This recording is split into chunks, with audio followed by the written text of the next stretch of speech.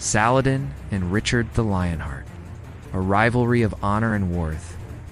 Desert suns scorched the battlefield as two of history's greatest warriors prepared for war. On one side, Saladin, the legendary Sultan, the man who had done the impossible. He had reclaimed Jerusalem from the Crusaders. He was not just a warrior, but a leader, a man of wisdom, patience, and strategy. On the other, Richard the Lionheart, the warrior king of England, a man who knew only battle, whose very name sent fear through his enemies. He had crossed thousands of miles, leading the Third Crusade with one mission: to take back the Holy City. The two had never met in person, but they knew each other well.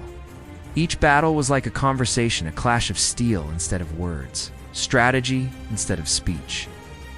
Then came the Battle of Arsuf. Richard's army charged like a storm, cutting through Saladin's men. But the Sultan did not panic. He was a master of patience, waiting for the perfect moment to strike. But something unexpected happened. Richard's horse was slain beneath him. He fell hard onto the ground, vulnerable in the chaos of battle. His enemies could have ended him right there. But before they could, a messenger arrived, from Saladin himself. With him a gift, a new warhorse. Richard, breathing heavily, looked at the gift, then at his enemy in the distance.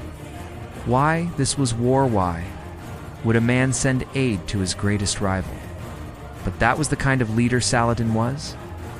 He saw honor where others saw only bloodshed. Days later, Richard fell gravely ill.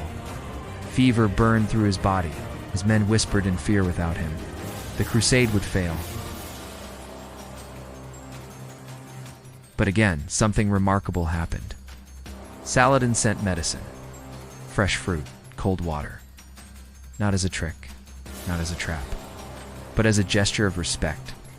For years, these two warriors fought, and yet they treated each other with the kind of honor that has become legendary. They never met, but through battle, they understood each other better than most allies. In the end, after years of war, they made a deal: Jerusalem would remain under Muslim rule, but Christian pilgrims could visit freely. Richard had come to conquer, but he left knowing that he had met a man not just worthy of battle, but worthy of respect. As he rode away from the Holy Land, he turned back one last time, and far away, Saladin watched him go. Two warriors, to legends. Bound by war, divided by faith, but forever united by honor.